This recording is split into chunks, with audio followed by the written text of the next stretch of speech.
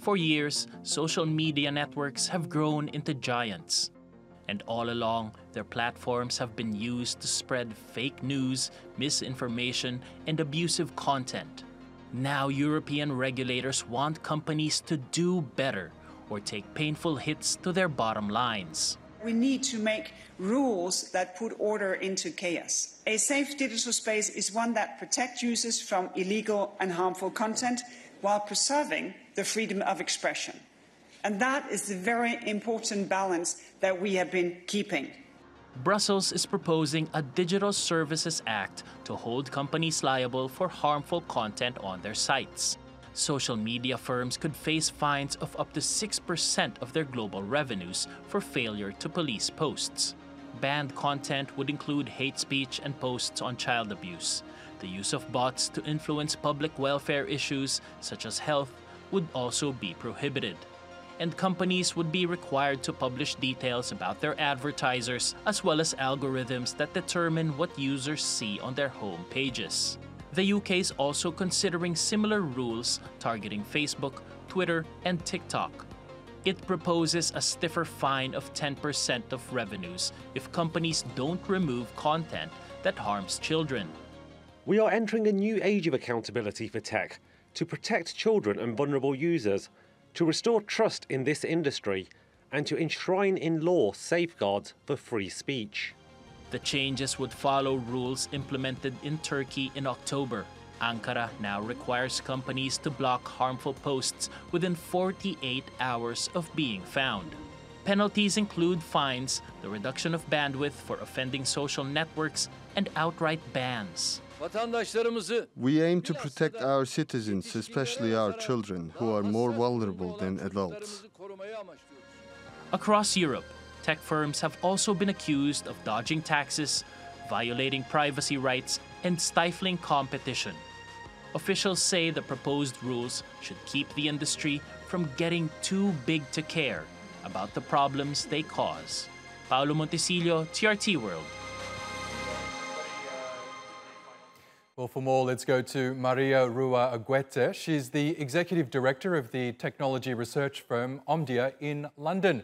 Welcome back to the program, Maria. Now, these two bills, the Digital Markets Act and the Digital Services Act, represent the EU's biggest reforms of the tech sector in around 2 decades, and they focus on competition and making platforms more accountable for the content that they host. Do you think these reforms are necessary?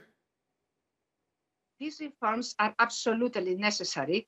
We need to protect the vulnerable people. We need to protect children in particular. So for sure, we need to have strong rules in place to make companies accountable, responsible for the user safety.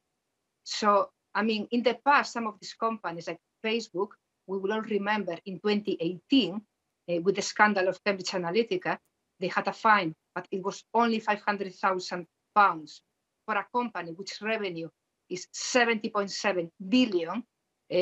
500,000 probably is nothing. So I do agree, rules need to be in place, like the ones we heard in the UK today, where the fines will be up to 18 million or 10% of the turnover, whichever is higher. I do really believe these measurements need to be in place. Big fines need to be there to protect users online, especially now where everyone is using online platforms. Now, which tech companies would you say are the biggest culprits in terms of hosting content that may be considered illegal or abusive? Rather than telling you which ones they have more illegal content, I will tell you which ones are with more users. I mean, for example, Facebook, more than 2 billion users, almost 3 billion, a lot of revenues from advertising. So between Facebook and Google, they gather 2/3 of the whole advertising, global advertising worldwide. So definitely these platforms with so many users, with so much money coming from advertising, definitely they should regulate their content. Definitely they should be using more media professionals, those content professionals that can track and regulate that content, because the democratization of content is great, but rules need to be in place, making sure that despite everyone user-generated content is posting content online, it needs to be monitored, it needs to be tracked. Okay, let's look at the other aspect to these reforms, and that's the antitrust or anti-competitive bill that's being proposed. Now, they're ultimately threatening to perhaps break up some of these big tech companies if they continue to engage in practices that are seen as anti-competitive. Which firms out there do you believe could actually be held liable for such behaviour? Again, the two companies I mentioned before, Facebook, Google, being two of the biggest tech companies out there with 2/3 of revenues coming from advertising and worrying about content and worrying about competition need to be monitored, but they are not the only two ones, not because they are the biggest, means we shouldn't look at other companies, TikTok, Twitter, I mean, they're growing in popularity as well, like TikTok now outside China, they have more than 370 million users, Twitter, 380 million users. So all these companies that they are so popular, where everyone is posting user-generated content, where the algorithms may allow you to see only part of the debate, you maybe not have the whole picture of a story, you will only see what the algorithm is recommending to you. Definitely, those algorithms, those recommendations you get via these social platforms need to be regulated, making sure it gives you a real picture of what is happening out there and not what is the most popular or what is the one that someone paid behind to make sure that is the comments that you are reading and not giving you a real story.